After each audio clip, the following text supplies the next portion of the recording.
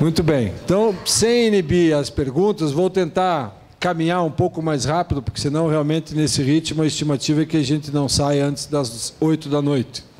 Mas estamos aqui também para tirar dúvidas, então vamos tentar. E aí tentar até concentrar um pouquinho mais nas dúvidas, como eu disse no início, gerais e não necessariamente nas pontuais de cada empresa ou olhando para cada operação. Intervalo mínimo de 1 hora para a refeição. Deixa eu só voltar no caput para retomar. Estamos falando nas viagens de longa distância, assim consideradas aquelas em que o motorista profissional permanece fora da base da empresa, matriz ou filial, ok? Então, o inciso 1 é aquela questão do descanso de 30 minutos a cada 4, e sendo obrigatoriamente jornada máxima de 4 horas de direção, tempo máximo ininterrupto são 4 horas. Inciso 2, intervalo mínimo de 1 hora para a refeição, e aqui, que eu acho que é uma grande vantagem, podendo coincidir, diz ou não, com o intervalo de descanso do inciso 1. O intervalo de descanso é aqueles 30 minutos a cada 4 horas dirigindo. Então, o 30 pode ser fracionado, e aquele intervalo de descanso, para não gerar 4 horas ininterruptas de direção, pode coincidir também com o intervalo de 1 hora para alimentação. Inciso 3, repouso diário do motorista, obrigatoriamente com o veículo estacionado. Como assim? Dá para ele repousar com o veículo em movimento? Podendo ser feito em cabine leito do veículo ou em alojamento do empregador, do contratante, do transporte, do embarcador ou do destinatário, ou em hotel, ressalvada a hipótese de direção em dupla de motoristas previstas no parágrafo 6º do artigo 235-E. Evidentemente, quando ele diz repouso com o veículo estacionado, já está aventando a possibilidade de que haja 2 motoristas para o mesmo veículo. Um lado bom, que eu acho que, embora essa discussão já estivesse praticamente pacificada na Justiça, é que a lei expressamente, em mais de um dispositivo, fala que o repouso pode ser na cabine. Claro que ela fala cabine e leito, e aí quem fazia o motorista dormir em banco, que não era leito, se já deveria ter problemas, os problemas ficarão maiores com a lei nova, mas em compensação, a grande maioria, que os motoristas dormiam em cabine, e às vezes havia aquela discussão antiga ainda, de que estava à disposição, porque no fundo tinha que dormir no caminhão para cuidar da carga e tal. Se a cabine é leito, é repouso e não se discute mais essa questão. Claro que estou partindo da premissa de paradas onde ele efetivamente possa dormir e não que ele tenha que ficar de plantão cuidando do caminhão e da carga porque o local é perigoso ou coisa que o valha, certo? Então, estamos falando dentro de condições normais de trabalho. Claro que, além de dormir na cabine, é possível que a empresa disponibilize a ele outras opções de repouso, seja alojamento do embarcador, seja do destinatário, seja um hotel, seja onde for. O que é absolutamente necessário é que ele efetivamente use esse tempo como repouso.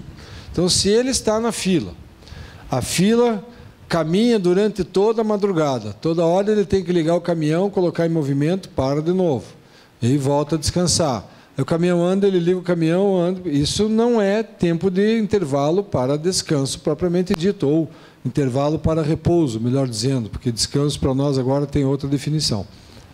Está claro isso? Então, já era assim, né? Cá entre nós não mudou muito. Vamos lá. Artigo 235-E. Ao transporte rodoviário de cargas em longa distância. Então, o anterior ainda valia para passageiros, daqui para frente é cargas. Além do previsto no 235-D, que é tudo que a gente viu até agora, serão aplicadas regras conforme a especificidade da operação de transporte realizada.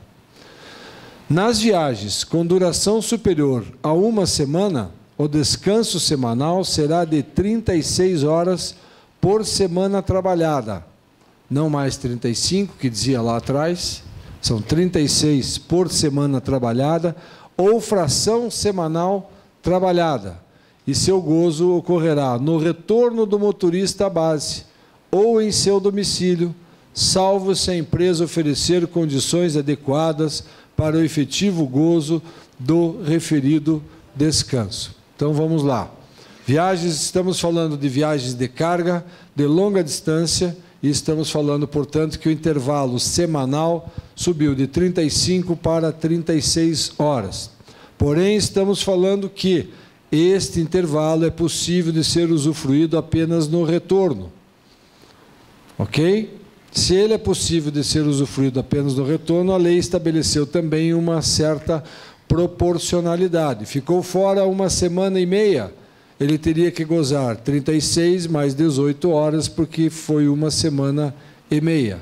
Então, dá para acumular 2 semanas? Se a Judete quer falar sobre isso, que o doutor Marco Aurélio comentou lá, que havia a previsão de poder acumular até 4, né? O parágrafo 2º ele foi vetado, e lá tinha um limite de 108 horas. No parágrafo 2º que foi vetado, lá tinha um limite máximo de acúmulo de 108 horas. Com o veto do parágrafo 2º, a gente ficou sem limite. Então, ou seja, você poderia, quando fala mais de 1 semana, você tem que contar 1 semana mais 1, são 8 dias. A cada 8 dias, você tem direito a 36 horas de descanso. Então, você poderia acumular, digamos, trabalhava 1 semana 36, 1 semana 36, lógico que cumprindo todas as regras nesse período, né? Você acumularia até no máximo 108. Agora, com o veto, isso ficou sem nenhum controle, sem nenhum tipo de restrição, mas vai de novo valer aí o bom senso, razoabilidade, né? Porque, afinal de contas, ninguém consegue também trabalhar tanto tempo assim. Então, se alguém perguntar, tem limite? Tinha, foi vetado. Não é isso. Na verdade, havia previsão no parágrafo 2º, então, de que a gente pudesse acumular até 108 horas de descanso, né, que seria 3 descansos semanais acumulados, ou 3 semanas de trabalho, para daí ele gozar os 3 descansos de uma única vez. Isso foi vetado. Isso abre margem a 2 interpretações. Não há mais limite, eu posso acumular mais do que 3, ou não posso mais acumular sequer 2, talvez eu tenha que ficar com uma, mais uma fração. Eu achei aqui o texto vetado. Então, eu tenho ali. Você achou? Eu fui ler até, eu tenho ali então tá o veto. Mas pode ler. Bom, é permitido o acúmulo de descanso semanal, desde que não ultrapasse 108 horas, devendo pelo menos uma vez coincidir com o domingo. Esse aqui é o que foi vetado, que é o parágrafo 2º. Isso foi vetado. Então, se era permitido 108 e agora isto foi vetado, foi vetado para se permitir até mais, ou foi vetado porque não vai se admitir grandes acúmulos? Eu acho que a gente deve partir da premissa que até 2 semanas ou 3, mesmo 3 semanas, que era o caso 108 que foi vetado, a gente tem como obrigar. Só que na volta ele vai ter que descansar.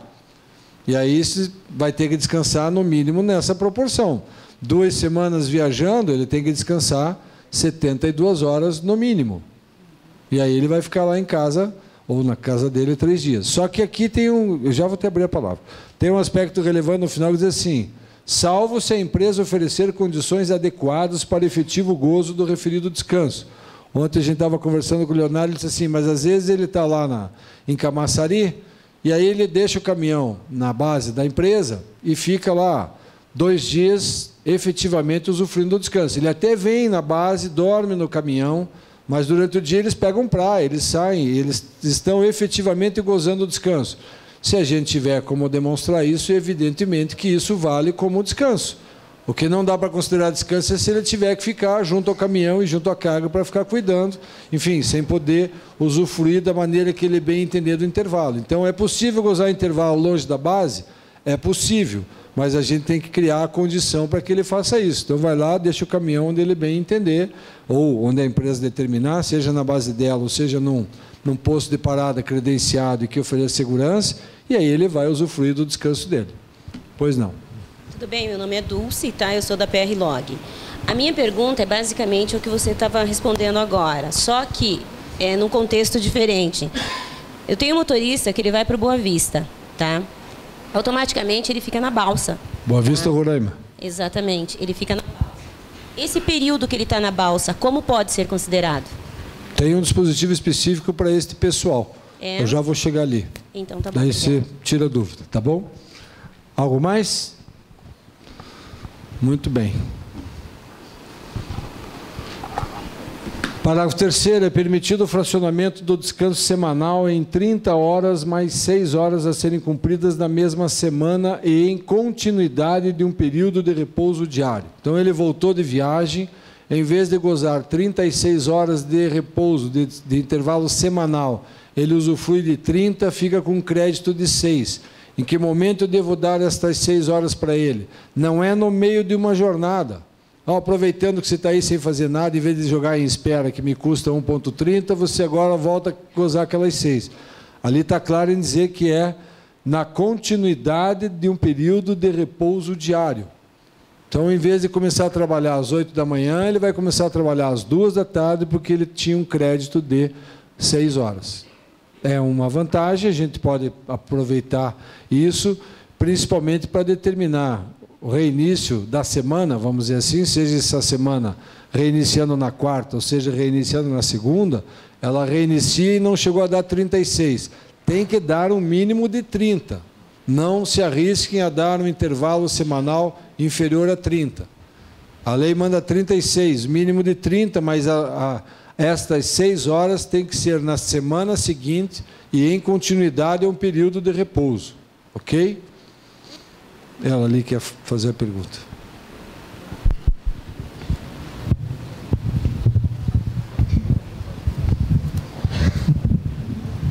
No caso dos 35, o senhor tinha comentado 11, que era do descanso, mais 24. Nessas 36, não são 11 mais 36, são 36. 36. Não, 11 mais 24 eu estava justificando os porque 35. Era 35. Isso. Aqui eu diria assim, deram 1 hora a mais como uma recompensa por ele ter passado a semana fora de casa. Mas ele não começa a contar com 11, é 36 direto. 36 direto. Tá, obrigada. Algo mais? Motorista... o motorista fora da base da empresa que ficar com o veículo parado por tempo superior à jornada normal de trabalho, fica dispensado do serviço, exceto se for exigida a permanência junto ao veículo, hipótese em que o tempo excedente à jornada será considerado de espera. Então, aqui abrindo mais uma definição do conceito de espera. Lembra qual era o conceito? Carga, descarga, aduana e aqui uma quarta hipótese. Quando ele está fora da base, não tem que trabalhar e, de novo, desde que seja em período que excede a jornada normal, se ele tiver que ficar zelando pela carga e pelo caminhão, isso vai ser considerado tempo de espera. Só que lembre que o tempo de espera é bom, mas nem tanto, porque ele gera o direito a uma indenização no valor de 1,3 da hora. Não é hora de trabalho, não é hora extra, mas é indenização de 1,3. Então, é bom, pero não útil. Tá ok? Nada? Sim, temos uma. Esse parágrafo, eu acho que esse parágrafo pode trazer uma série de discussões. Primeiro, a discussão acerca da exigência ou não de permanecer próximo ao caminhão, que de fato todos os motoristas ficam próximos ao caminhão. Sai daqui viajar, chega lá em São Paulo, não consegue fazer entrega, vai ficar cuidando do caminhão ou da carga. Aí você vai ter, primeiro, essa discussão, tempo de espera. Não, mas se a gente não quisesse pagar o tempo de espera e considerasse descanso das 11 horas, tem que mandar estacionar, sair do caminhão, posto credenciado, só que a prática é totalmente inversa hoje, né? No mercado, hoje, nós não praticamos isso. Não vai ter saída. E tempo de espera direto daí, até o dia seguinte. Aí vai ter que remunerar todo o tempo. Daí acabou. Certo. Ok. Tá bom. Só respondendo para todos, porque eu respondi sem microfone. Ele não conseguiu fazer entrega, fica junto ao caminhão. Para num posto, mas está ali junto ao caminhão, de certa maneira, cuidando. Isso é tempo de espera. Mas há um momento deste tempo em que ele vai virar o botãozinho para repouso e vai dormir. E aí tem que considerar aquelas 11 horas. Se ele vai fazer isso às 8 da noite, às 9 da noite ou à meia-noite, Cada empresa vai ter que ajustar essa realidade, mas há um momento que ele vira o botãozinho para o intervalo, e daí ele acorda no dia seguinte para fazer a entrega no dia seguinte, e aí sai trabalhar. Tá certo? O difícil vai ser conseguir todos esses controles ou esses ajustes, sim. Que o botãozinho está na espera, o botãozinho está no intervalo, o botãozinho está na hora trabalhada. Isso vai ser um... Quem fala botãozinho diz assim, mas que botãozinho é esse que eu não estou entendendo? Onde arruma esse botão? Quero um botão desse. Parágrafo 5º. Nas viagens de longa distância e duração, nas operações de carga ou descarga e nas fiscalizações em barreiras fiscais ou aduaneira de fronteira, o tempo parado que exceder a jornada normal será computado como tempo de espera e será indenizado na forma do parágrafo 9º do artigo 235-C. Ué, mas a gente já não leu isso? Leu. Só que isso estava no momento que não se falava de viagem de longa distância. Então, mesmo nas viagens de curta distância, a definição de tempo de espera é a mesma. Só que aqui agora a gente está falando das viagens de longa distância, então ele repete o mesmo conceito. Parágrafo 6º. Nos casos em que o empregador adotar revezamento de motorista, e aqui começa um fato novo, trabalhando em dupla no mesmo veículo, o tempo que exceder a jornada normal de trabalho em que o motorista estiver em repouso no veículo, em movimento, será considerado tempo de reserva. Nova definição legal, não é tempo de espera, é tempo de reserva, e será remunerado na razão de 30% da hora normal. Vamos destrinchar. 2 corpos não podem ocupar o mesmo espaço ao mesmo tempo. Quando um dirige, o outro descansa. Quando o caminhão estiver rodando, o que está descansando tem direito a receber 30% do valor da hora a título de remuneração. Portanto, com todos os encargos e reflexos próprios de qualquer verba de natureza remuneratória ou salarial. Enquanto um trabalha, o outro, entre aspas, descansa ao lado, mas ganhando 30% do valor da hora, que é quase o valor do sobreaviso que alguns juízes já mandavam pagar por analogia, né? Ok? Além do salário normal. Não, é que assim, vamos pensar assim, quando um está rodando, dentro da sua jornada de trabalho, o outro está descansando. Muito bem. Se um trabalha 8 e o outro trabalha 8, temos 16 horas. Dentro de um dia de 24, faltam quantas? 16 para 24 são 8. Eu posso exigir mais 2 extras, ou de A ou de B, ou uma de A ou uma de B, mas tem o tempo de parada. A gente já vai ver que a conclusão é assim, de qualquer maneira, isso está no item seguinte, o caminhão vai ter que estar 6 horas parado. Então, com 2 motoristas, eu não rodo mais 24 horas. Com 2 motoristas, eu posso rodar, no máximo, 18 horas. Dentro dessas 18 horas, eu posso considerar que um rodou 9, enquanto o outro descansou.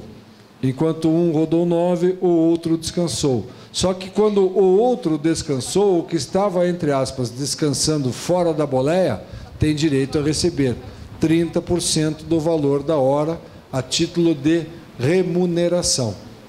Isso é tempo de reserva. Se antes a gente cobria 24 horas com 2 motoristas, sem pagar nada de hora extra, a gente, fazendo um raciocínio grosseiro, né?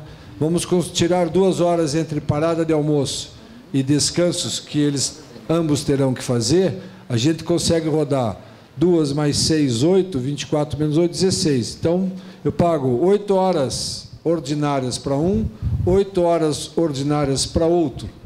E aí cobrir as 16 horas possíveis de rodar por dia.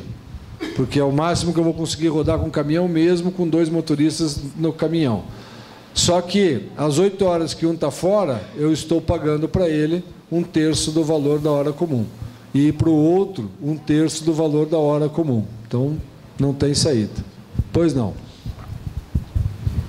Em relação ao tempo de espera, né, existem casos onde o motorista precisa ficar aguardando dentro da planta do cliente, né, o carregamento. E, às vezes, demora toda... inicia-se o carregamento à noite e é efetuado dentro da madrugada.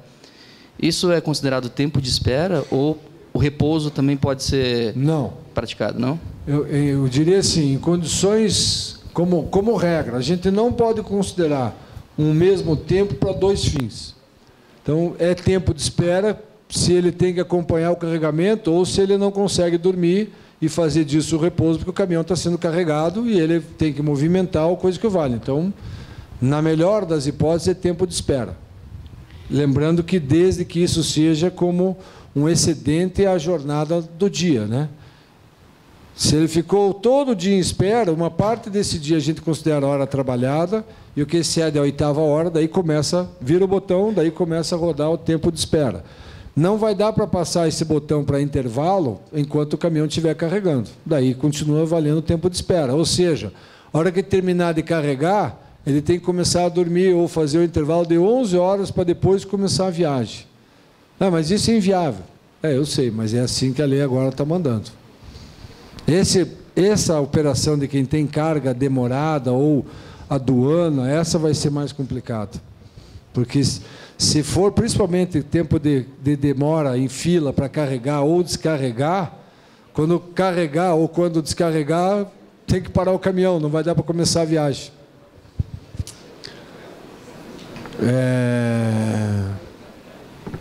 Nas viagens de longa distância e duração, já foi esse, né? Ah, tá. É garantido ao motorista que trabalha em regime de revezamento repouso diário mínimo de 6 horas consecutivas, fora do veículo, em alojamento externo ou na cabine leito, com o veículo estacionado. Essa é aquela questão do caminhão com 2 motoristas, dupla. Em algum momento, obrigatoriamente, o caminhão tem que parar, porque ambos têm que ter um descanso, ou com o veículo parado, ou no alojamento, de no mínimo 6 horas. Então, disso aí não vai dar para fugir. E aí, já vi algumas empresas assim, vou ter que reavaliar se vale a pena ter 2 motoristas no mesmo caminhão. Se quiser fazer o caminhão rodar 24 horas por dia, vai ter que ter troca de motorista ao longo do caminho. Isso é difícil? Mas as empresas de ônibus de longa distância já trabalham assim há quantos anos? Mas eles têm a linha certa. Talvez só compense ter esse tipo de operação se tiver realmente linha certa, né? Ou volume que compense ter lá no meio do caminho um alojamento ou um convênio com um posto, com um hotel, para oferecer essa troca de motorista que ela seja possível no meio da viagem.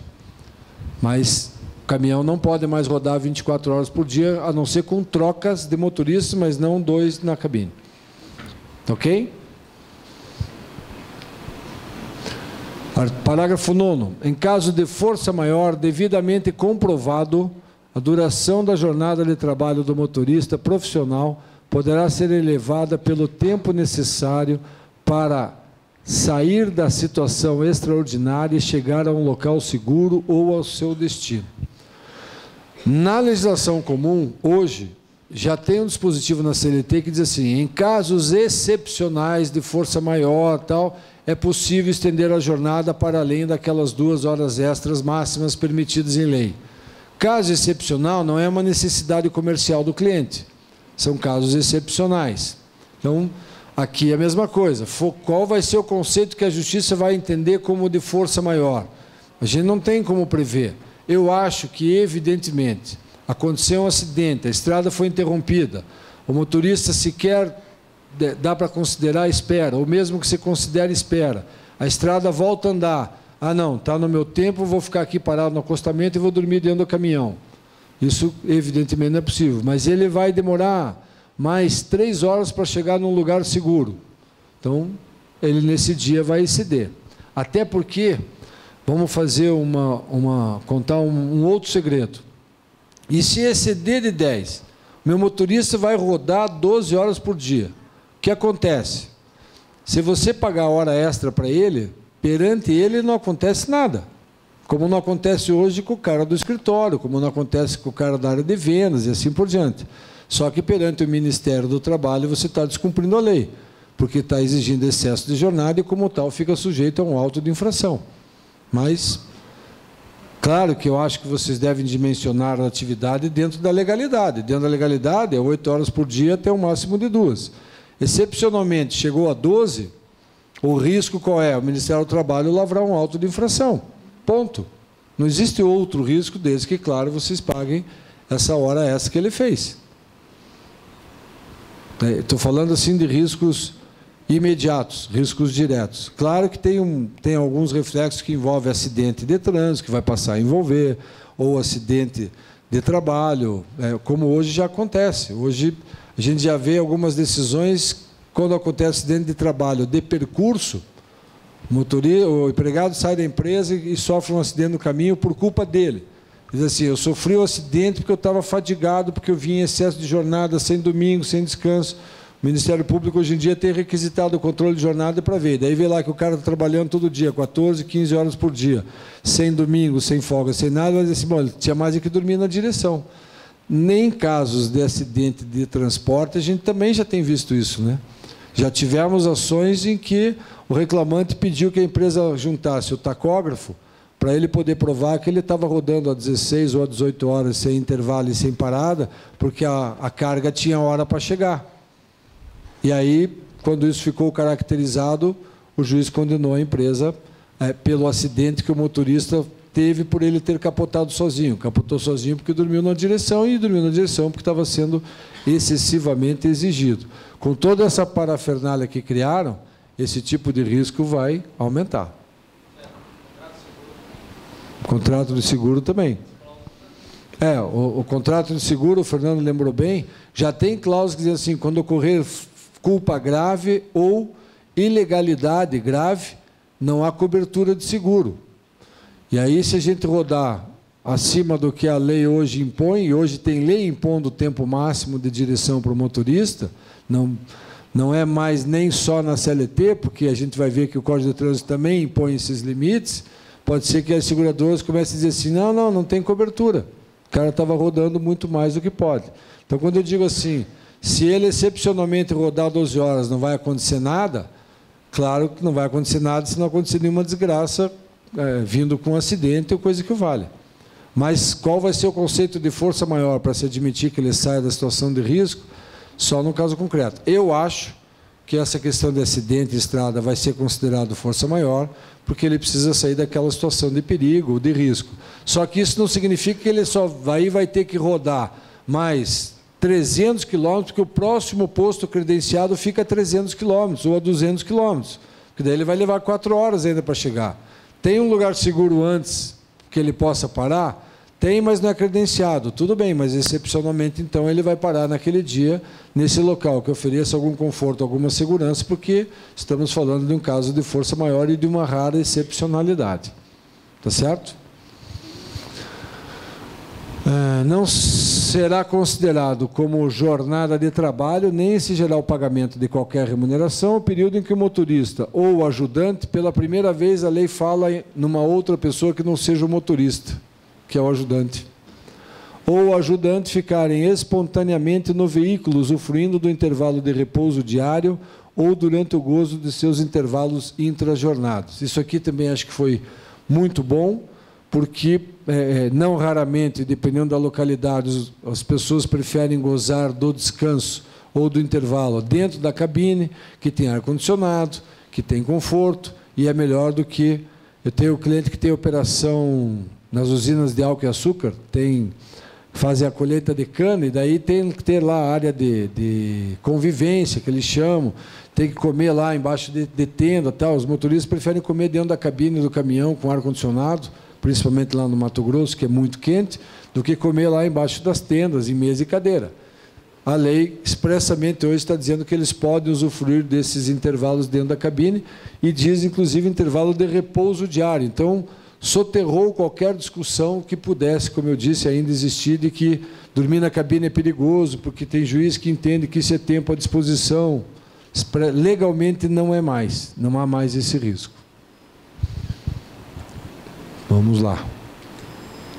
Nos casos em que o motorista tenha que acompanhar o veículo, aqui vem a Boa Vista.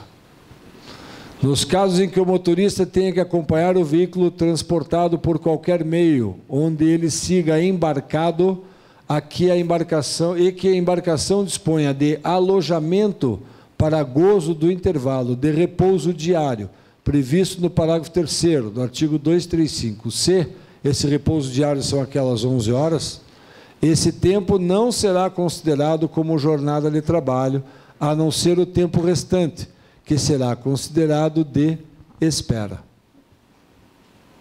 Fizeram isso exatamente para atender uma reivindicação que vinha lá do Amazonas, por conta dos transportes que levam 2, 3 dias embarcados, transportando. A minha dúvida é só como será interpretado o conceito de alojamento da embarcação. Porque lá eles dormem em rede. Me parece que é proibido ficar dentro do veículo e dormem em redes. Tem? Então, sem problema. Ok? Aí vai considerar as 8... Desculpa. Então, vão ser consideradas as primeiras horas de trabalho normal e depois o restante como repouso? Como tempo de espera. Tempo de Está lá em vermelho. Ó. Será considerado de espera. Nem é tão barato assim, né? Remuneração de 1,3. 1,3. Indenização, não remuneração, mas indenização de 1,3. É. Não. O Rui perguntou mesmo o tempo de almoço? Não. Então, assim, vou repetir. Teoricamente, não dá para um mesmo período de tempo de relógio ser 2 tipos de tempos legais, vamos dizer assim. Então, 8 horas de trabalho, 8 horas de trabalho. No meio dela, em algum momento, ele virou o botãozinho porque estava no intervalo de refeição, ou de refeição e descanso, aquela 1 hora no meio do dia. Depois ele rodou para tempo de espera e depois ele vai rodar para intervalo de descanso, de repouso propriamente dito. Ele só não vai precisar fazer os intervalos de descanso porque ele não está na boleia, né? Está embarcado. Certo? Aplica-se o disposto no parágrafo 6º deste artigo ao transporte de passageiros de longa distância em regime de revezamento.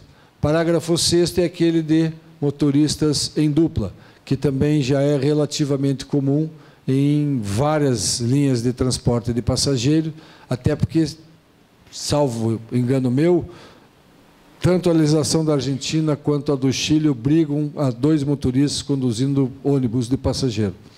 Então, quem faz a linha internacional já trabalha há algum tempo com esse sistema de motorista em dupla, mesmo que não trabalhe assim no território nacional, quando entra no território argentino ou chileno, tem que obrigatoriamente trabalhar desta forma. Como os motoristas são brasileiros normalmente, segue a legislação brasileira e daí já está aí a regra para eles também. Ok? Aliás, isso já se fazia ou já se faz há muitos anos, só que a gente previa nos acordos coletivos que era 1/3, para não correr o risco de depois perder tudo como hora. A gente, em acordo coletivo, dizia que o tempo que ele estava descansando ao lado, pagava 1/3. Isso aqui foi quase uma cópia dos acordos coletivos da área de transporte de passageiro que eu já atuei. Hoje não atuo mais. Não nessa, pelo menos. 235F, convenção e acordo coletivo, aquilo que eu disse no início, poderão prever jornada especial de 12 horas de trabalho por 36 horas de descanso para o trabalho do motorista em razão da especificidade do transporte, de sazonalidade ou de característica que o justifique.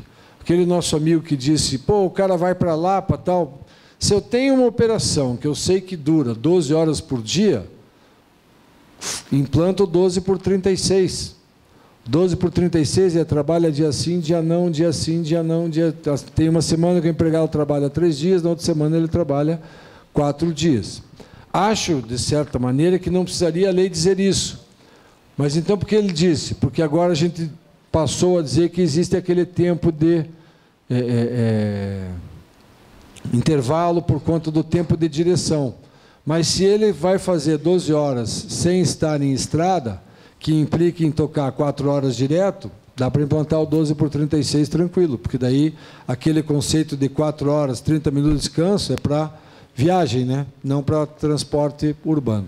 Se eu tiver uma escala, por exemplo, de 11 horas trabalhadas, durante 4 dias, que vai dar 44 por semana, e folgar 12, é possível?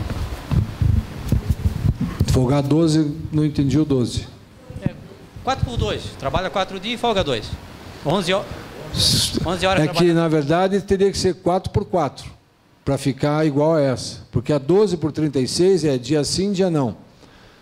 4 por 4, daí eu entendo que se fizer via acordo coletivo, pode mandar bala. A gente já fez isso na área industrial de uma empresa e passou. No início o Ministério Público resistiu, não estava querendo, nem o sindicato, daí foi aprovado, é 4 por 4. 4 de trabalho, 4 de descanso. 4 de trabalho, que o conceito não muda disso aqui. São dia sim, dia não trabalha. Só que em vez de ser dia sim, dia não, eu acumulo 4 sim, 4 não. 4 sim, 4 não. Não sei se o pessoal da Spaipa está aí. A Spaipa, uma época na fábrica, fez isso também, né? Era 3, 2, 2, 3, não era isso?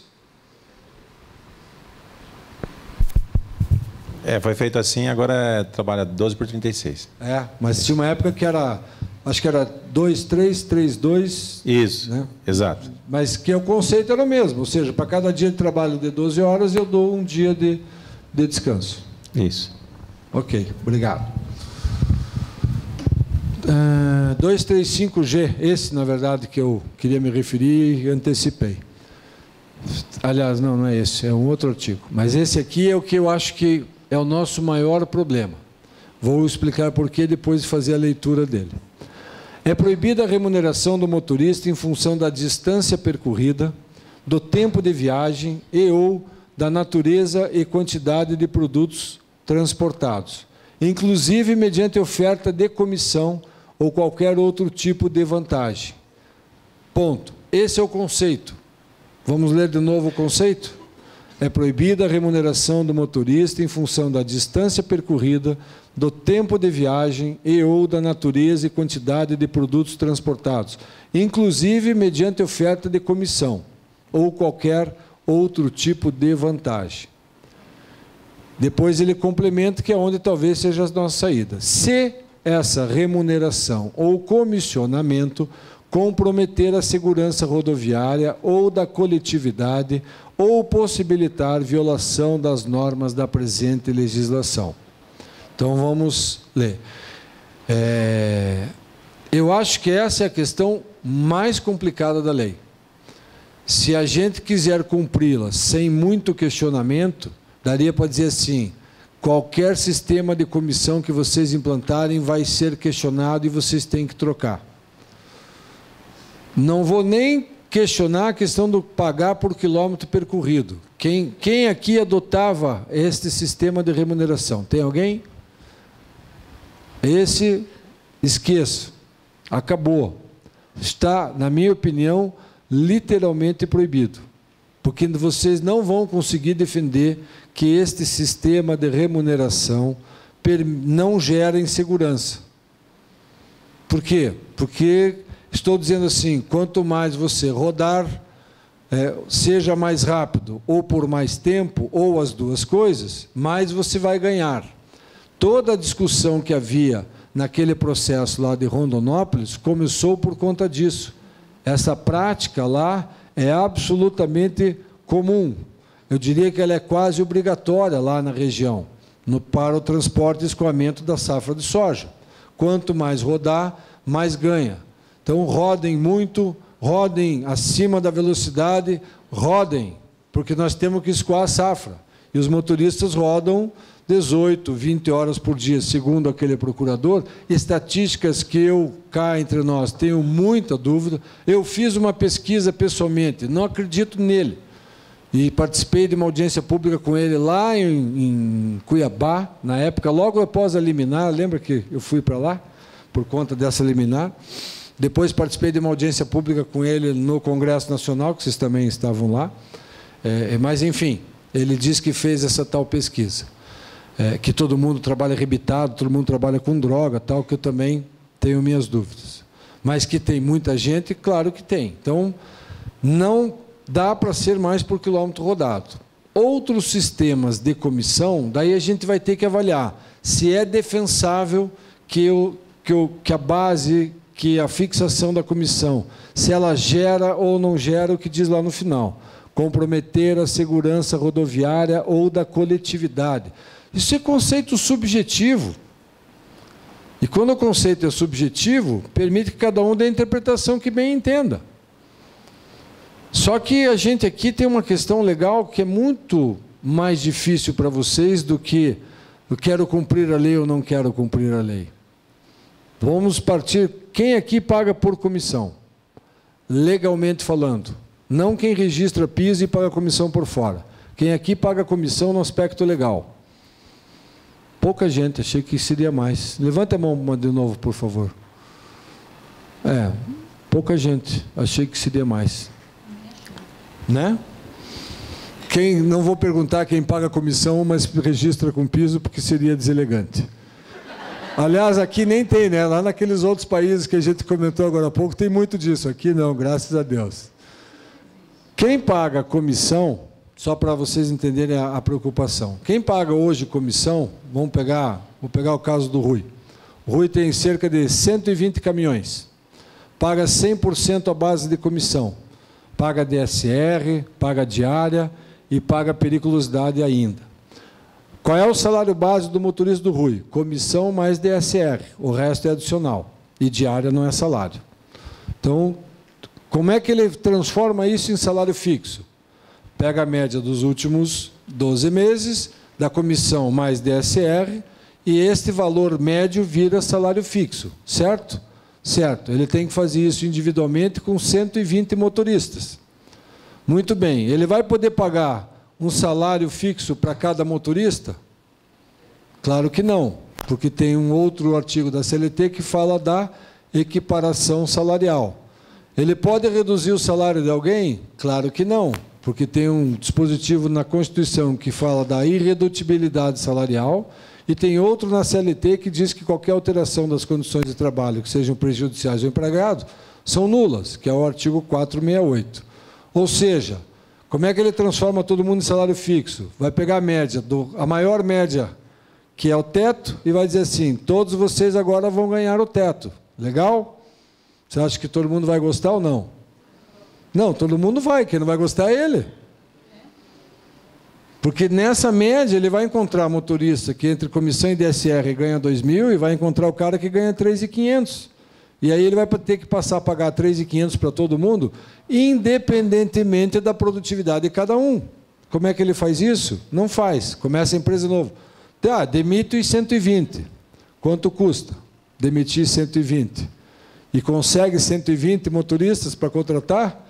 Só se ele combinar com outro que pague como comissão e dizer assim, você contrata os meus 120, eu contrato os teus, porque senão eles vão ficar sem rodar, porque não tem motorista no mercado. Então, quem pagava via comissão está numa sinuca de bico muito grande. E aí eu acho que não dá para fazer omelete sem quebrar alguns ovos. Pode ser salário mais comissão. Eu também acho assim, daí tem... O próprio Sindicato dos Trabalhadores, com quem eu já tive uma conversa antecipada, quando da última reunião de negociação, eu já falei disso. A gente vai ter que tentar regularizar isso via convenção. Tal. Não, se for fixo mais comissão, tudo bem. Eu falei, mas qual é a diferença? Ou eu admito que a comissão é possível, ou não é. Um pedaço via comissão é possível, se for inteira, não. Por quê? Não, mas se for o piso mais comissão, pode. O que muda? Se entender que a comissão coloca em risco, porque eu estou dizendo, olha, o piso é 1.300, mas se você rodar bacana e fizer isso, eu te dou mais 1.000, eu estou incentivando a insegurança na estrada, do mesmo jeito que eu estaria se disser assim, teu salário final vai vir de 100% da tua comissão, o que você gerar, o que você produzir. Então, não me convence legalmente que se for fixo mais comissão pode, se for 100% comissão, não pode. Não vejo amparo legal para isso. Não, mas é que daí fica um incentivo, não fica tão forte assim. Então, tudo bem, mas cai naquilo que eu falei, no conceito subjetivo daquilo que gera risco para aquilo que não gera risco para a segurança, para a coletividade e tudo mais. Então, qual é a minha sugestão? Quebrem os ovos e corram o risco, mantenha a comissão variável. Só não dá para tentar defender que paga só por quilômetro rodado. Porque daí está expresso ali que não pode.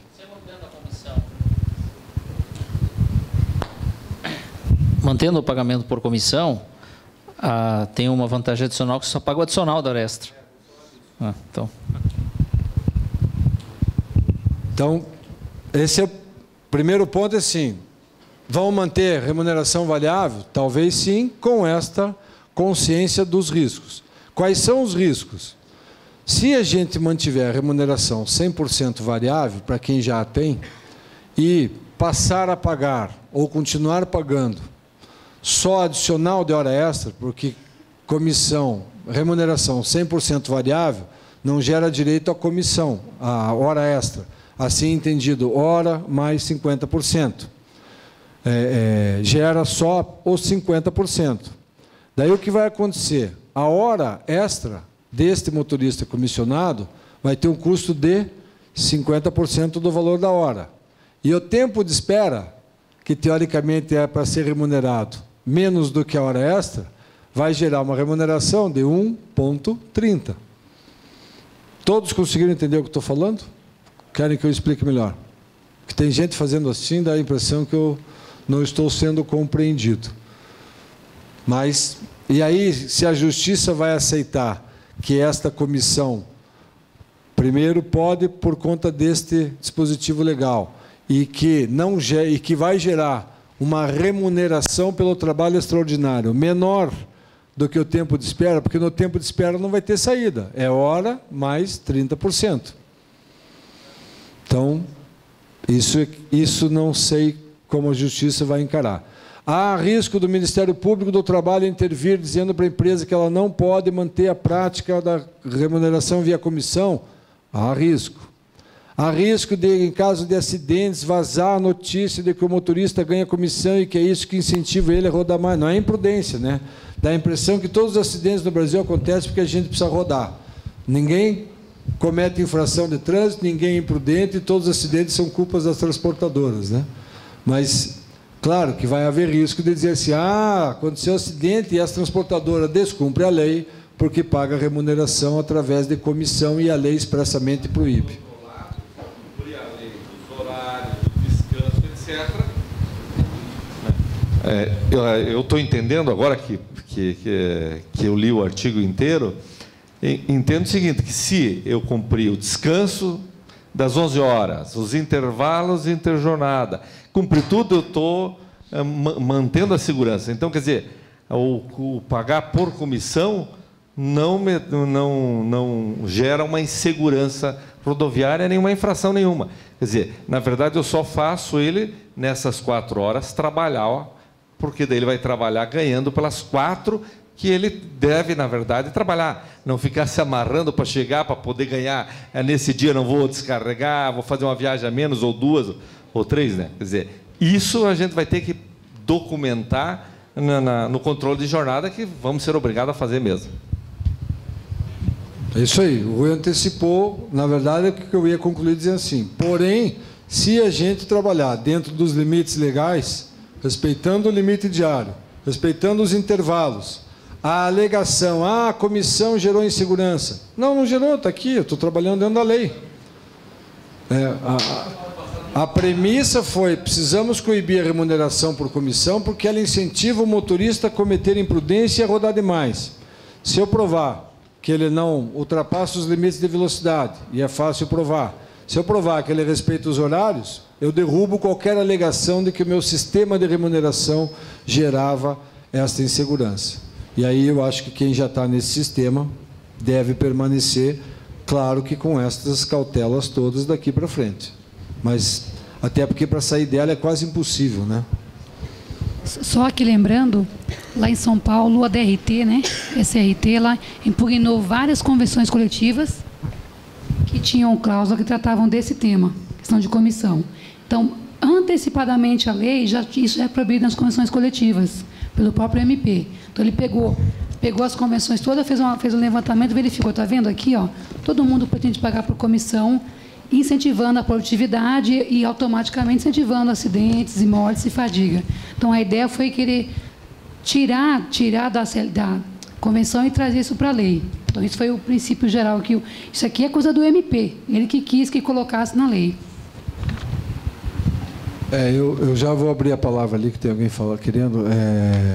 Eu até conversei com o colega de Minas Gerais na quarta-feira passada lá na NTC. Ele me disse que lá há alguns anos eles já foram obrigados, entre aspas, a assinar um TAC, termo de ajustamento de conduta, com o Ministério Público, no sentido de que não ficaria proibido o pagamento de comissão. Fixo, mas um pedaço de comissão pode. 100% comissão não pode. Por isso que eu acho que às vezes a gente tem que ir para a Justiça com o Ministério Público, né? Até abrindo um parênteses. A gente acabou de ter, tem uns 2 meses já, uma sentença favorável do Ministério, na Justiça aqui em Curitiba, dizendo que motorista tem que ser excluído da base de cálculo para fim de apurar número de deficientes. Só que o Ministério Público não aceita. A gente foi para a Justiça e conseguiu esse reconhecimento na Justiça. Então, às vezes, tem que ir para a Justiça mesmo, né?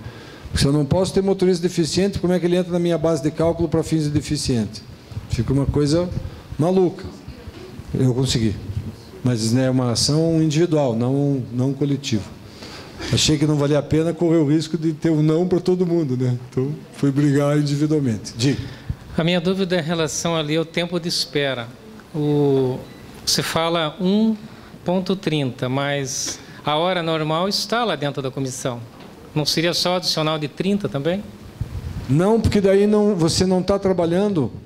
Qual é o conceito que te permite pagar ao comissionado só o adicional de hora extra? Porque quando ele está trabalhando, ele está gerando mais comissão. Quanto mais trabalha, mais comissão ele ganha, portanto, a hora está remunerada, fica devendo só adicional. No tempo de espera, ele não está trabalhando. Ele é indenizado. Então, não dá para dizer que aquele tempo sem trabalhar já está remunerado pela comissão, porque aquele tempo dele, no fundo, não está gerando a comissão. E aí vai ficar trocando em miúdos, tirando encargos. A hora essa você vai pagar 50% do valor da hora e o tempo de espera, que deveria pagar menos, você vai pagar 1,3. Horas extras e adicionais compõem o piso salarial? Não. Salário base é salário base. Salário base é ou aquele fixo ou comissão mais DSR. Não chegou no piso, tem que complementar com uma verba chamada complemento salarial. E sobre esta soma você vai passar a calcular a hora extra. Mais alguma dúvida? Vamos lá. 235H. Outras condições específicas. Desculpe. Doutor Osmanioto, a súmula 340, ela, por existir uma legislação específica, ela não pode ser questionada? Foi o que eu disse. Não sei se o judiciário vai admitir que continue se pagando só adicional. Só que eu acho que a lógica continua a mesma, a da súmula 340. Quanto mais ele trabalha, mais ele produz, mais ele ganha, a hora está paga, estou devendo adicional. Então, acho que até revogarem ou expressamente o tribunal dizer que a súmula não se aplica a motorista, a gente tem que continuar brigando que ela continua se aplicando. Mas eu não sei se daí, aproveitando que tem um dispositivo de lei dizendo que não pode pagar por comissão, se isso gerar insegurança, e esse conceito de insegurança vai ser subjetivo, o juiz que quiser vai dizer assim, não se aplica mais a súmula 340, porque se entende, na verdade, que isso gerava insegurança no conceito dele, daí ele vai mandar pagar a hora e ainda vai dizer que a empresa não pode mais manter aquela prática. Eu acho que em alguns casos a gente vai ter problema até com o Ministério Público, mas acho que a gente tem que enfrentar. Não que eu goste, né, mas eu não sei se digo que eu gosto de brigar com o Ministério Público, eu odeio algumas posições deles, ou as duas coisas ao mesmo tempo. Mas, às vezes, tem que brigar com eles, né? Não tem jeito, porque tem juiz hoje incomodado com a postura deles, né? Eles cada vez querem mais ou se acham mais. Então, às vezes, tem que levar o assunto para o judiciário mesmo. Nada mais? Outras condições específicas de trabalho do motorista profissional, desde que não prejudiciais à saúde e à segurança do trabalhador, incluindo jornadas especiais, remuneração, benefícios, atividades acessórias e demais elementos integrantes da relação de emprego, poderão ser previstas em convenções e acordos coletivos de trabalho, observadas as demais disposições desta consolidação. Essa é a justificativa que eu disse lá no início. As empresas que não tinham o hábito de fazer acordo coletivo talvez devam repensar e começar a procurar a fazer isso.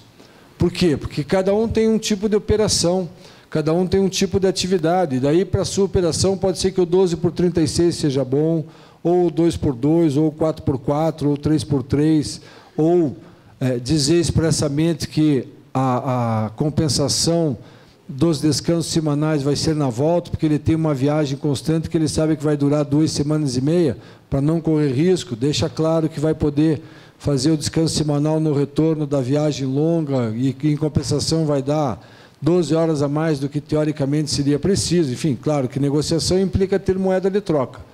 Mas eu acho que a negociação coletiva, já defendo isso há muitos e muitos anos, é o caminho da flexibilização do direito do trabalho, não tem outro. Não adianta esperar vir uma reforma, porque quando vem reforma, não vem como a gente quer. Então, acho que o acordo coletivo é o caminho de vocês, né? Sempre foi, talvez agora mais do que nunca, mas não se precipitem. Primeiro esperem para reavaliar, vocês têm que reinventar a atividade de vocês. A verdade é essa, não tem outro jeito. Vão ter que reavaliar, porque cá entre nós, qual vai ser a produtividade de vocês com base na lei nova? Nem vocês sabem. Vocês não faziam, podiam fazer, mas de fato a maioria não fazia o controle para saber quantas horas por dia o motorista trabalhava e quantas horas por dia rodava um caminhão, em média. E agora vocês não sabem exatamente o que vai acontecer. Mas todo mundo tem o sentimento de que vai rodar menos, ou não? E aumentar o custo, pagando o tempo de espera. Vocês cogitavam pagar tempo de espera 1,30? Entenderam? Então, quanto vocês irão perder? Não sei, talvez até ganhem, porque vão conseguir, já que todos terão que fazer isso, vão ter que conseguir mexer no valor dos fretes, enfim. Façam talvez do limão a limonada. Só que vocês hoje têm essa dificuldade gigante. Isso quer dizer, que era o grande parceiro pode virar o grande concorrente, né? Que o Rui comentou do autônomo, que a gente já vai chegar nele lá. Vamos em frente. Essas foram as mudanças básicas que introduziram os artigos na CLT referente ao motorista e empregado. Ainda outra mudança na CLT, o artigo 71, na verdade, é o artigo que fala dos intervalos, mínimo de 1, máximo de 2, ou 15 minutos a cada 6 horas de trabalho. E aí criaram agora um parágrafo 5º dizendo assim: os intervalos expressos no CAPT, mínimo de 1, máximo de 2, quando trabalha acima de 6 horas por dia. E no parágrafo 1º, 15 minutos para quem trabalha entre 4 e 6 horas, poderão ser fracionados quando compreendidos entre o término da primeira hora trabalhada e o início da última hora trabalhada, desde que previsto em convenção ou acordo coletivo de trabalho, ante a natureza do serviço e em virtude das condições especiais do trabalho a que são submetidos estritamente os motoristas, cobradores, fiscalização de campo e afins nos serviços de operação de veículos rodoviários, empregados no setor de transporte coletivo de passageiros, mantida a mesma remuneração e concedidos intervalos para descanso menores e fracionados ao final de cada viagem, não descontados da jornada. Algo que, em princípio, não nos interessa, porque interessa especialmente as empresas de transporte de passageiro e urbanas, que é o teu caso lá, né? Então, aqui no artigo 5º começam as mudanças no Código de Trânsito Brasileiro. Então, tudo que a gente falou até agora vale para motorista empregado, mudança com inserção de artigos na CLT, e é isso aí que a gente vai ter que seguir. Agora a gente começa a olhar quais foram as mudanças para os nossos parceiros, motoristas autônomos, ou aqueles que dirigem seu próprio veículo. Como é que fica a situação do agregado? A gente chama de agregado, às vezes, o cara que tem 10 caminhões e trabalha conosco. No fundo, esse agregado é uma outra transportadora que não se equipara ao autônomo, porque a Lei 11.442 fala: equiparam-se aos autônomos as pequenas empresas de transporte que tenham até 3 caminhões. Quem tem 5 Caminhões é uma empresa de transporte de carga, que tem que ter motorista empregado e que trabalha nas mesmas condições que os nossos motoristas. Nós, empresas maiores do que aquela pequenininha que a gente chama de agregado, e que, no fundo, é uma outra empresa de transporte. Ok? Estamos falando aqui agora de mudança do Código de Trânsito. Então, isso que a gente vai ler vale para o nosso empregado? Vale. Vale para o autônomo? Vale. Então, vamos ver o que mudou. Apesar daquela preocupação que houve lá no início. Mas mudou lá o Código de Trânsito, e o Código de Trânsito pega todo mundo. É vedado ao motorista profissional, no exercício de sua profissão e na condução de veículo, mencionado no inciso 2 do artigo 105 deste Código, dirigir por mais de 4 horas ininterruptas. Se não for profissional, pode. Sou dono do meu trailer, do meu motorhome que está em cima de um caminhão, e estou rodando, Não sou motorista profissional. Não é verdade? Será que era essa a ideia deles? Estou fora desse limite de tempo de direção. Mas vamos ao que interessa. Mas tem que ser as duas coisas, né? O motorista profissional no exercício da sua profissão e na condução. Então, e também é o seguinte, lembrando que o 105 fala de veículos de passageiro acima de 10 lugares e acima de 4.536 quilos. Então, não é qualquer veículo também, né? Também não é qualquer veículo. Motorista profissional de carro está liberado.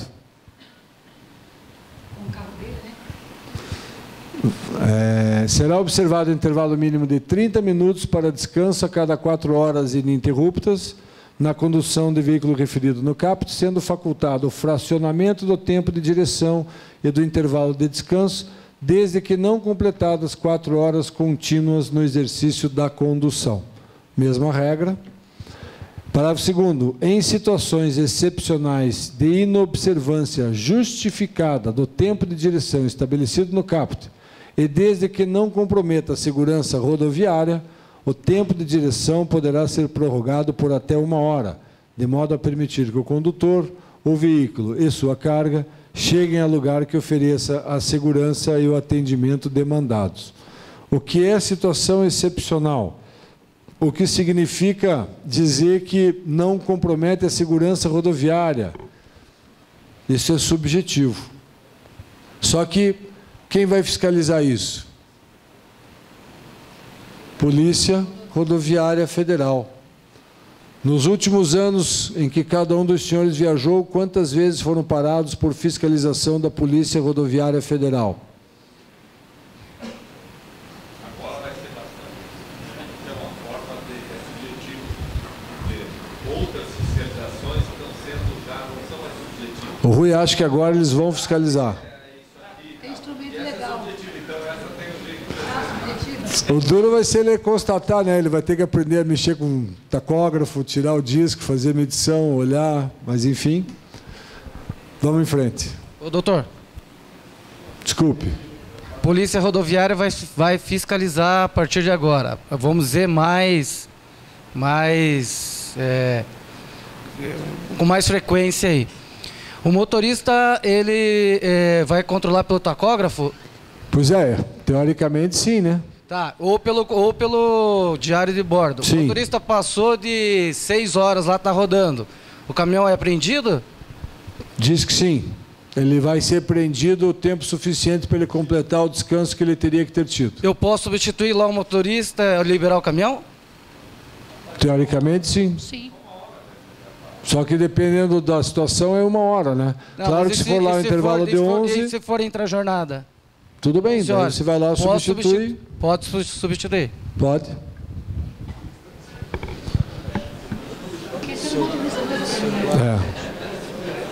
Pode tocar. Quando ele disse assim, a polícia rodoviária agora vai fiscalizar, todo mundo achou que ele era policial rodoviário. Você é policial rodoviário ou não? Não. O condutor é obrigado a, dentro do período de 24 horas, observar o intervalo de, no mínimo, 11 horas de descanso, podendo ser fracionado em 9 horas mais 2 no mesmo dia. Cuidado, isso não tem para as empresas, para os empregados. Isso é norma do Código de Trânsito brasileiro, que vale, portanto, como norma do Código de Trânsito. Ok?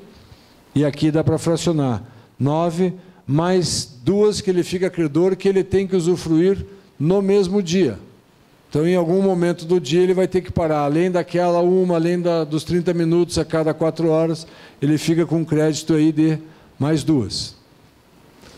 Parágrafo 4º. Entende-se como tempo de direção ou de condução de veículo apenas o período em que o condutor estiver efetivamente ao volante de um veículo em curso, entre a origem e o seu destino, respeitado o disposto no parágrafo 1º, sendo-lhe facultado descansar no interior do próprio veículo, desde que este seja dotado de locais apropriados para a natureza e a duração do descanso exigido. Alguma dúvida? O condutor somente iniciará a viagem com duração maior que um dia, isto é, 24 horas após o cumprimento integral do intervalo de descanso previsto no parágrafo 3º, que são aquelas 11. Então, só que lembre-se, o autônomo é autônomo. Eu, se fosse autônomo, já acharia um abuso a lei dizer para mim quanto tempo eu posso, quanto tempo eu não posso trabalhar todo dia. Eu, como autônomo, trabalho muito mais do que esse tempo. Tá, tudo bem, mas eu não coloco em risco a vida dos outros na estrada. Não. Então, se eu quiser me matar de trabalhar, eu posso. O autônomo motorista rodoviário não pode se matar de trabalhar, porque normalmente ele não se mata e mata terceiros. E aí, por isso, prevaleceu o interesse da coletividade sobre o interesse individual e sobre essa liberdade de trabalho que se confere, evidentemente, e que se reconhece autônomo. Por outro lado, a gente não pode impor a ele todas as restrições que se impôs ao trabalhador empregado, porque o objetivo não é proteger só a saúde deste autônomo, porque ele é autônomo. O meu interesse é dizer assim, você é autônomo, o teu direito de exercer a tua atividade profissional termina no momento em que isso coloca em risco a vida de terceiros. E daí eu impus alguns limites a ele. Mas eu não poderia, evidentemente, impor todos os limites a ele que eu consegui impor. Então, assim, tem obrigação de parar 1 hora para almoçar? Não, ele é autônomo. O que eu disse é que ele não pode transportar viajar dirigindo mais do que 4 horas consecutivas, ou, excepcionalmente, mais do que 5, porque eu permiti 1 hora a mais. Só que tudo isso é infração o quê? De trânsito. Quem vai fiscalizar? Autoridade competente pela fiscalização do trânsito. Diferentemente de nós, que seremos fiscalizados por quem? No dia a dia, pelo nosso empregado. Na quarta-feira eu tinha uma reunião lá com o sindicato em Rondonópolis, com a Luciane, ela disse assim, o sindicato cancelou a nossa reunião. Por quê? Porque eles vão fazer um curso sobre a nova lei. Vão dar um curso sobre a nova lei. Para quem? E talvez até tenha algum empresário lá, mas certamente o público-alvo deles não são os empresários. Sabiam disso? Quarta-feira, não é isso? Aliás, gentilmente convidaram a Ritmo para participar do curso que eles vão dar para os motoristas sobre a nova lei. Condutor somente iniciará a viagem com duração maior que um dia. Tá, já foi. Entende-se como início de viagem para os fins dispostos no parágrafo 5º, a partir do condutor logo após o carregamento do veículo, considerando-se como continuação da viagem, as partidas nos dias subsequentes. Como é que o policial rodoviário vai saber onde começou e onde termina a viagem do autônomo? Pelo conhecimento? Talvez. Mas, cá entre nós, vocês acham que vai ser eficaz essa fiscalização? Não tem estrutura para isso. Reconhecidamente, não existe estrutura fiscalizatória no Brasil de nenhum nível. Por alguns aspectos, felizmente, por outros, infelizmente. Só complementar aqui. Esse dispositivo aí foi para atender as empresas, porque diz o seguinte, mais à frente vai dizer que aquele que não observar o cumprimento ou permitir que ele faça sem o descanso, pode ser autuado. Então, é o seguinte, A empresa só vai responder no momento que ele saiu da empresa do carregamento. E quando ele estiver na rodovia, não tem como controlar mesmo. Então, isso aqui foi feito para defender o empregador. Tá? José, daí nós vamos, já vou falar, nós vamos cair na situação seguinte. Nós vamos ter que, entre aspas, fiscalizar o autônomo. Ver se ele já está rodando, se ele deu intervalo para começar a viagem. E aí, a hora que a gente começar a assumir maior fiscalização sobre o autônomo, esse autônomo deixa de ser autônomo, vai virar nosso empregado. Difícil às vezes, né? Pode falar.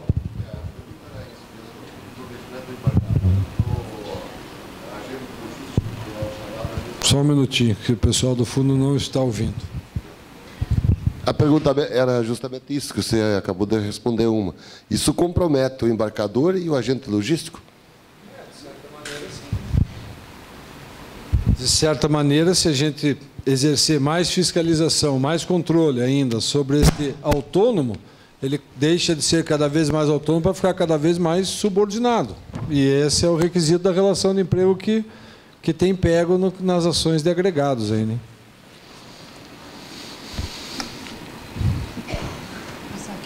Mais uma. Nenhum transportador de cargas ou de passageiros, embarcador, consignatário de cargas, operador de terminais de carga, operador de transporte multimodal de cargas ou agente de cargas permitirá ou ordenará a qualquer motorista seu serviço, ainda que subcontratado, que conduza veículo referido no caput sem a observância do disposto no parágrafo 5º, que é aquele tempo de intervalo mínimo. Só que cai no que eu acabei de dizer, tudo bem, a gente não pode ordenar, não pode permitir, mas aí, para não permitir, a gente tem que dizer assim, me dá aqui teu tacógrafo, quero ver como é que você estava rodando. Ah, toquei o disco agora, eu já estava sem disco há 3 dias. Não vou dar o meu disco tacógrafo, o caminhão é meu. Não, me dá aqui, você é subordinado a mim, eu tenho o direito de fiscalizar. Isso aqui estava casado com um outro dispositivo que felizmente foi vetado, muito felizmente foi vetado, eu vejo assim pelo menos, que dizia assim, o embarcador, o subcontratante, nós, né, contratamos, somos todos solidariamente responsáveis em caso de acidente civil e criminalmente se esses intervalos foram descumpridos. Dizia isso. E aí a gente seria solidariamente responsável. Então, já que somos responsáveis, o que a gente ia passar a fazer? Fiscalizar com afinco de que maneira ele fazia os intervalos dele durante a viagem, se ele respeitava aquele horário máximo, tempo máximo de direção, intervalo a cada 4 horas de meia hora. E aí, se a gente fizesse tudo isso, sabe quando que ele ia ser autônomo? Nem lá naqueles países que a gente falou agora há pouco. Iam ser nossos empregados. Então, esse da solidariedade vetaram. E dizia assim, solidariedade civil e criminal, e administrativa. Criminal, ótimo, né? Era um novo conceito no direito penal, que a pessoa passa a ser responsabilizada criminalmente porque, de repente, não fiscalizou alguém. Não foi ele que cometeu o crime, mas vai responder a si mesmo. Então, claro, felizmente, como eu disse, foi vetado, mas ficou aqui esse dispositivo, que eu acho, talvez tenha sido feito com uma boa intenção, mas que, na prática, se ele for executado, vai acabar a autonomia do autônomo. Nosso agregado vai virar nosso empregado. Ou nosso concorrente voraz. Naquela reunião que nós fizemos lá, fizeram alguns cálculos assim, mostrando que, enquanto a gente pode rodar, vamos descontar o que a gente tem que descontar na marra, em termos de dia. A gente tem que descontar 11 horas de intervalo. Tem que descontar 1 de almoço. E tem que descontar, no mínimo, mais 2 por conta dos intervalos. Já estou imaginando que nós vamos rodar, quer dizer, nós podemos rodar no fundo 10 horas por dia. 8 mais 2, 10. A conta semanal é assim, nós podemos rodar 56 horas, vamos falar baixo, pode ter embarcador ouvindo, nós podemos rodar 56 horas por semana, e o autônomo 84, ambos dentro da legalidade. Mas ele roda 84 contra as nossas 56. Não deixem os embarcadores nos ouvirem. Por isso que eu falei, de parceiro, ele pode passar a ser nosso concorrente voraz. Tomara que não, né? Vamos em frente. O motorista profissional na condição de condutor é responsável por controlar o tempo de condução estipulado no artigo 67A, com vistas na sua estrita observância. Lembra que, quando começamos falando do motorista empregado, também dizia que é dever do motorista controlar o seu tempo de direção e intervalos? Aqui vale para os condutores em geral. O condutor de veículo responderá pela não observância dos períodos de descanso estabelecidos no artigo 67, ficando sujeito às penalidades daí decorrentes previstas neste Código, que é Código de Trânsito Brasileiro. Parágrafo único do artigo 145. A participação em curso especializado previsto no inciso 4 independe da observância do disposto no inciso 3. Código de Trânsito tem aí? Vamos ler todo o artigo, já que estamos aí, né? Para habilitar-se nas categorias D e E, ou para conduzir veículo de transporte coletivo de passageiros, de escolares de emergência ou de produto perigoso, o candidato deverá preencher os seguintes requisitos: ser maior de 21, estar habilitado, no mínimo há 2 anos com a categoria B, e aqui vem o que interessa. No caso do inciso 3º ali. Não, 3º mesmo, que ele fala, que independe de observar o 3º. Não ter cometido nenhuma infração grave ou gravíssima, ou ser reincidente em infrações médias durante os últimos 12 meses. Então é o seguinte, para ser aprovado em curso especializado, ele tinha que observar o inciso 3º. O que a lei diz que agora? Para ele se matricular, ele não precisa mais observar, ou seja, precisa não ter aquelas graves ou gravíssimas e ser reincidente. Foi uma coisa que foi, isso aqui foi um ganho, porque eles não conseguiam nem se matricular, porque tinham essas pendências na CNH. Maravilha. Vamos em frente. Em desacordo com as condições estabelecidas no 67A, relativamente ao tempo de permanência do condutor ao volante, criou a multa, né? Pelo descumprimento do tempo de direção. A infração grave, penalidade é multa. Medida administrativa, retenção do veículo para cumprimento do tempo. Bem na hora da tua questão aí, ó. Multa administrativa, retenção do veículo para cumprimento do tempo de descanso aplicável. Mas a retenção do veículo desde que ele continuasse conduzindo. Se você vai trocar o motorista, pode seguir viagem.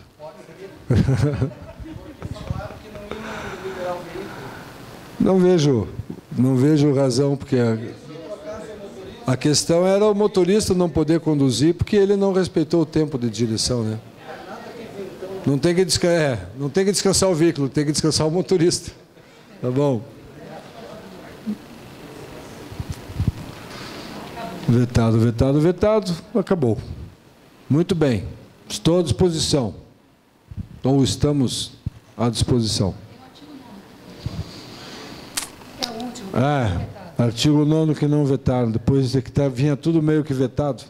As condições sanitárias de conforto nos locais de espera dos motoristas de transporte de cargas em pátios do transportador de carga, embarcador, consignatário de cargas, operador de terminais de carga, operador intermodal de cargas ou agente de cargas, aduanas, portos marítimos, fluviais e secos e locais para repouso e descanso para os motoristas de transporte de passageiros em rodoviárias, pontos de parada, de apoio, alojamentos, refeitórios das empresas e de terceiros terão que obedecer ao disposto nas normas regulamentadoras do Ministério do Trabalho e Emprego, dentre outras.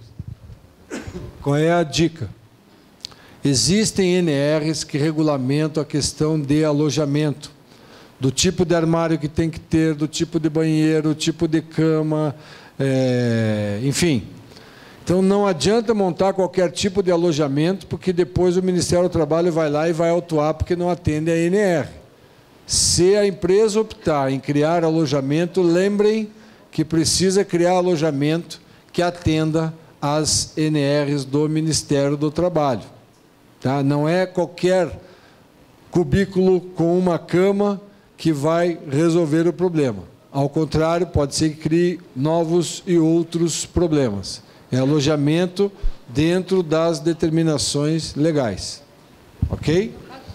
negócio tem a norma da ABNT, né?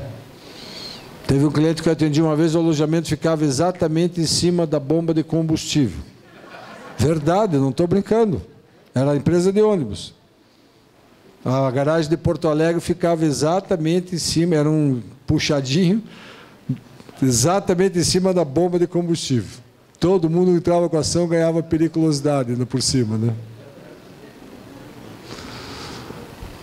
Muito bem. Nada mais? Pois não. Só para mim não ficar em dúvida. Digamos, vamos fazer 2 exemplos de 2 viagens. Vamos sair de São Paulo a Curitiba e depois de Curitiba até Porto Alegre. Certo. Digamos que nós saímos de São Paulo, só viajamos durante a noite. Saímos de São Paulo por volta de 22 horas, dá o tempo de chegar ali para o registro, faz a parada de meia hora, vem embora para Curitiba, completou o horário, está limpo. Deixou de conceder intervalo intra-jornada mínimo de 1 hora. Está devendo 1 hora extra? Tem. Esse intervalo é obrigatório. A meia hora é, entre aspas, um plus, que pode, inclusive, não precisar ser concedida se ela coincidir com o intervalo mínimo de 1 hora. Mas se for para conceder uma ou outra, conceda 1 hora. Isso vai valer até para o passageiro? Transporte de passageiro também? Transporte de passageiro diz que permite fracionar, como eles já fracionavam. Tem um dispositivo próprio para eles. Isso que a gente já punha nos acordos coletivos lá dos passageiros. Aqui, ó. Os intervalos expressos no CAPT. CAPT é esse, mínimo de 1 hora. Poderão ser fracionados quando compreendidos entre o término da primeira hora trabalhada e o início da última hora. Ou seja, entre a 2ª e a 7ª hora, você pode fracionar. E aí você cria mais de uma parada de 20 minutos ou de 30 minutos cada uma, e aí é possível fracionar. Mas isso, no transporte de passageiro, como eu disse, assim, para não pensar demais, no mínimo desde 1998 já existia via acordo coletivo. Eu lembro que numa Copa do Mundo eu estava negociando isso lá em Salvador. E essas negociações na área de transporte de passageiro interestadual eram nacionais. Cada ano eles escolhiam uma cidade. Em 98 eu lembro que era a Copa do Mundo e eu estava lá em Salvador discutindo em plena Copa do Mundo essas questões. Nessa época a gente já trabalhava com esse fracionamento, mesmo não tendo previsão legal. Para eles melhorou porque agora tem expressa previsão legal. Só que esse fracionamento, ó, deixa eu mostrar ali, está em vermelho até, ó, transporte no setor coletivo de passageiros. Carga não está aqui. E o pessoal, então, que vai para Porto Alegre, que dá em média de 11 horas de viagem, vai ter que fazer, além de 2,5 horas, mais 1 hora de intervalo para janta. 11 horas de viagem já vai na ilegalidade. Não pode trabalhar mais do que 10 por dia? Eduardo, é com você. Eu não sei do que a gente ri, né? Porque é triste. Tem que reinventar. De repente vai ter que fazer, como ônibus, uma troca de motorista em Florianópolis, ou uma troca de motorista em Itapema e assim por diante. Ou vai assumir o risco de trabalhar acima do limite, pagando as horas extras agora para o motorista. Só que esse motorista que antes fazia essa viagem sem ganhar nada de hora extra, se durar 11 horas a viagem, já vai ganhar 3 horas extras. Põe no lápis quanto custa 3 horas extras por dia. Uma já na ilegalidade, né? Mas além da ilegalidade tem que pagar a hora. Vê quanto vai custar.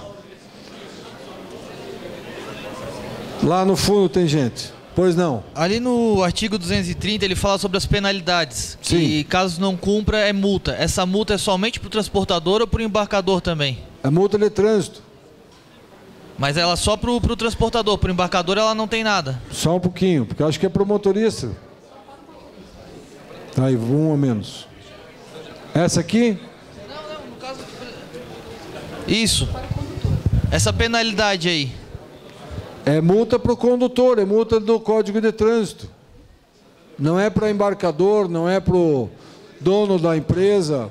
A multa em termos de ponto e em termos de valor, a do valor vai para o proprietário do veículo. E os pontos vão para o condutor, quando é o caso de você indicar o condutor. É igual a multa de trânsito de hoje. Então, se descumprir, vai ser uma multa normal de trânsito. Isso. No caso do autônomo, sim. Ou mesmo do condutor empregado. Neste momento, lembre que a lei está só alterando dispositivos do Código de Trânsito. Vale para os empregados, por ser uma norma de trânsito, e vale para os autônomos.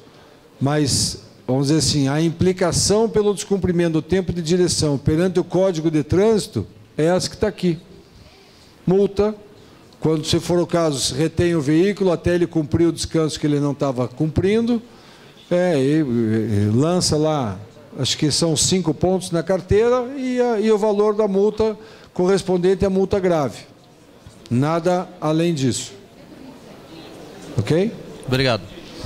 Algo mais? Aqui.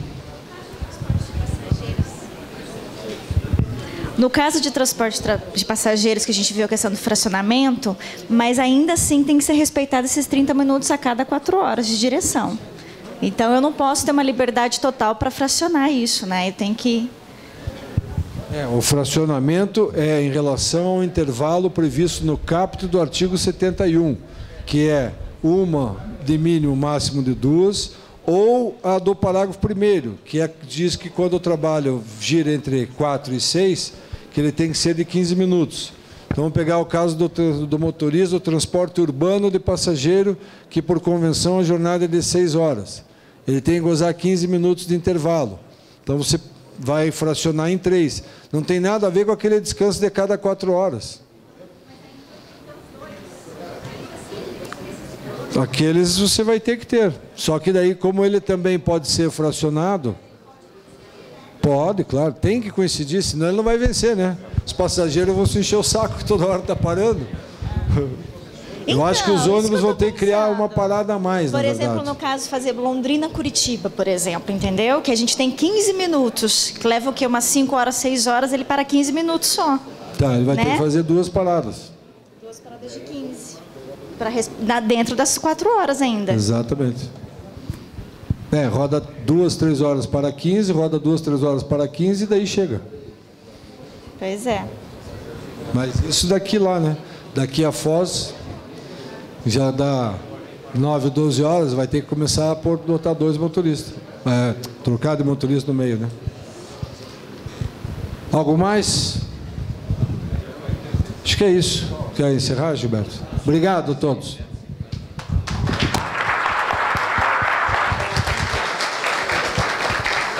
Não tem mais nada, doutor Ismanhoto? É só isso? Não, na verdade, eu queria agradecer a Gildete, tá, pela disponibilidade, e o doutor Ismanhoto pelo debate, e dizer para vocês que nós estamos também programando aqui um evento desse para os nossos embarcadores também. Tá? Então, na sequência, aí, a gente vai mapear aí, alguns embarcadores de Curitiba, aqui, os maiores da região metropolitana. Vamos chamar esses embarcadores aqui no sindicato para a gente discutir exatamente qual é a implicação que vai ter a lei com relação à operação, né? Então, além dos custos, tem a questão legal, né? E isso é importante eles saberem, né? Porque a tendência é que os embarcadores passem o pepino para nós, né? E o transportador nessa hora tem que aproveitar e realinhar, repassar os custos e trabalhar dentro da legalidade. Isso é o que a gente espera, ok? Agradeço a presença de todos e boa noite.